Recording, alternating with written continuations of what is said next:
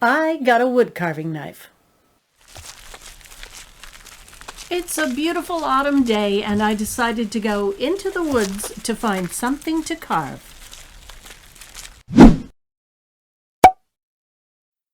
Okay, actually, I just went into the backyard and clipped a little bit off of the cedar hedge. So apparently you can take a twig like this and turn it into a rooster.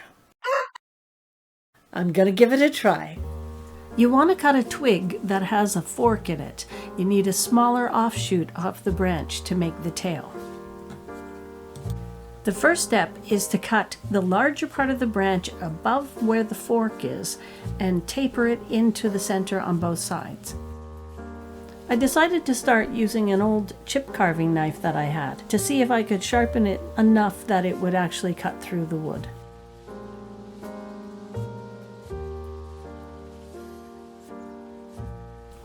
I've watched videos on sharpening and honing your knives, and I'm getting better at it, but I decided let's just go with the brand new knives.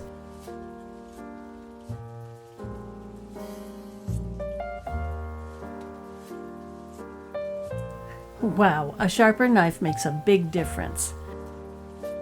Even while wearing the protective tape, you always want to make sure that you keep the knife blade away from your fingers. To do the leg taper, you start below the fork and you make the front taper, what would be the front of the rooster, you make that go up a little bit higher to give the idea of a puffed out chest. So where the head tapers come in from the side, the leg tapers come in from the front and back.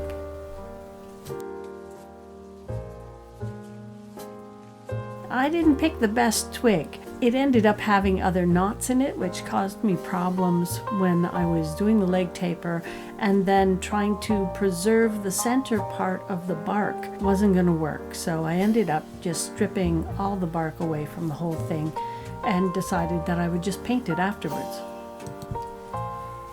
Here I'm trying to peel away the bark from the head and the legs and the tail and leave the center kind of vest area. But you can see from the side where one of the big knots is that I didn't notice when I selected the twig. At this point, you want to take the tapered area of the legs and split them so that you have two legs. This part was actually a lot more difficult than I thought it was going to be. You're working in such a small area, it's very hard to control the knife. I accidentally removed a little bit of one of the legs, so one leg is shorter than the other. You want to create a zigzag of stop cuts to create the comb on the rooster's head. I'm being a little bit cautious around the comb because I've already chipped off a little piece of the wood, and there's not a lot here to work with. Next, I move on to shaping the head.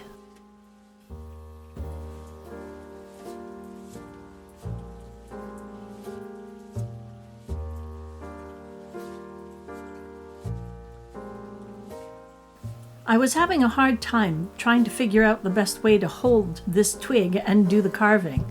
My left thumb at this point was just killing me.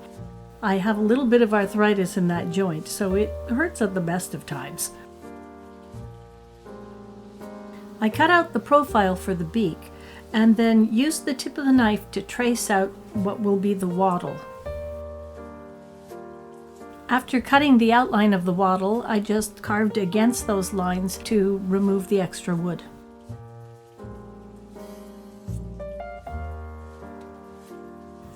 And here is where I decided the knot had to go, so that meant that the bark all around as the vest had to be removed.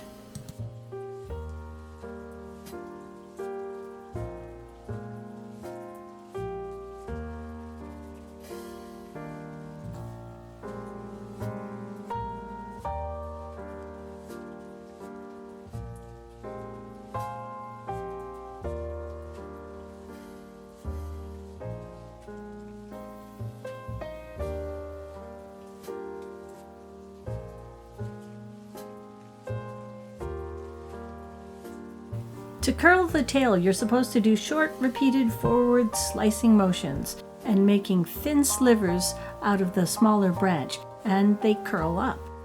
Only mine didn't curl. and I had another knot in that teeny little branch. Aside from being brand new and inexperienced at whittling and carving branches, I think I picked a bad branch to carve. So here's my rooster with its sad tail with no curls in it. I used a little bit of acrylic paint, some red, some yellow, and some brown to replace the bark that I removed. I used a piece of a branch for the base to hold him up, and I just cut a little hole, and when you put him on it, you can't tell that one of the legs is actually a little shorter than the other.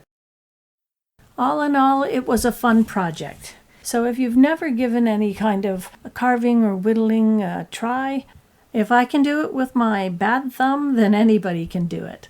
It didn't turn out great, but it was a first attempt. But I think I'll use basswood for my next carving project. You can support my channel by subscribing so YouTube will share my videos with more people. If you enjoyed this video, please give it a thumbs up. And if you ring that bell, you'll be notified every time I post a video. Thank you for watching.